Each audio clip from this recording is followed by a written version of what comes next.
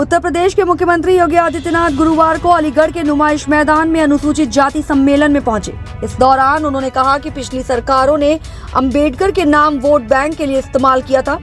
इस सम्मेलन में उन्होंने दलितों के लिए चलाई जा रही योजनाओं के बारे में बताया।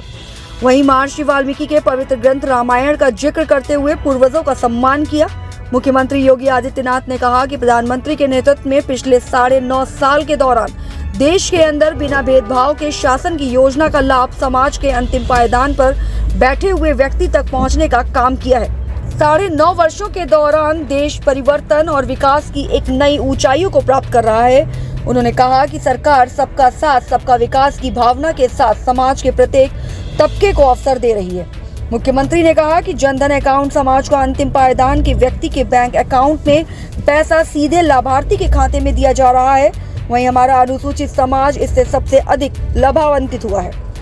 उन्होंने कहा कि हम अनुसूचित समाज की सेवा करते हैं, वह अपने पूर्वजों की कृतज्ञता ज्ञापित करते हैं, जिन पूर्वजों ने कभी वेद की ऋचाओं को रचकर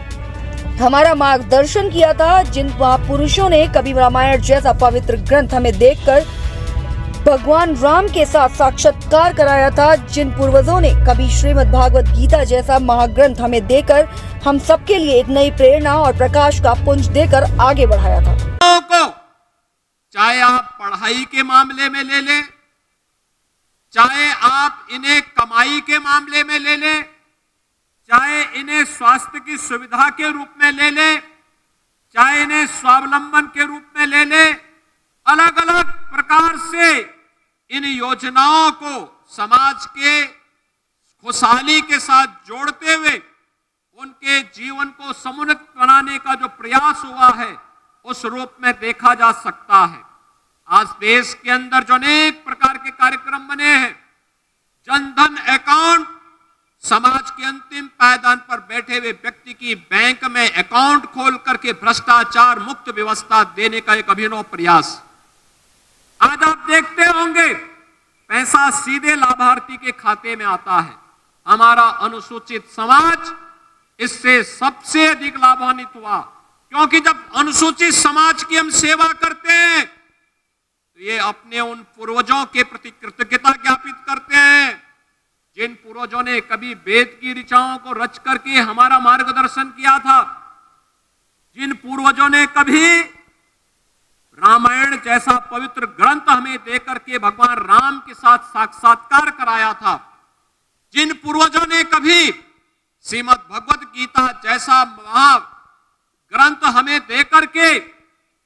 हम सब के लिए एक नई प्रेरणा और प्रकाश का पुंज देकर के आगे बढ़ाया था। इसके माध्यम से हम अपने उन पूर्वजों के प्रति, जिसमें संत रविदास जैसे महापुरुष हैं, जिन लोगों की प्रेरणा से समाज ने भक्ति के माध्यम से शक्ति की एक नई धारा का प्रवाह किया, इन सब के प्रति कृतज्ञता ज्ञापित करते हैं। जब हम अनुसूचित समाज की सेवा के लिए कोई कार्यक्रम बनाते हैं तो भाइयों बहनों, तब हम बाबा साहब भीमराव अंबेडकर के प्रति अपनी कृतज्ञता ज्ञापित करते हैं, जिन्होंने स्वतंत्र भारत को एक संविधान दे करके उत्तर से दक्षिण, पूरब से पश्चिम पूरे भारत को एकता के सूत्र में जोड़ने का कार्य किया था। भाइयों बहनों,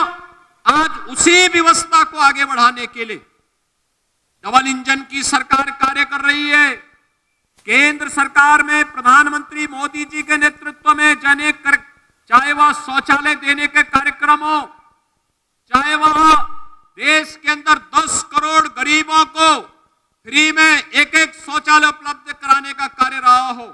या फिर 4 करोड़ परिवारों को प्रधानमंत्री आवास योजना के साथ जोड़ करके एक आवास उपलब्ध करवाने का कार्यक्रम, चाहे वह उज्ज्वला योजना के अंतर्गत 9 करोड़ परिवारों को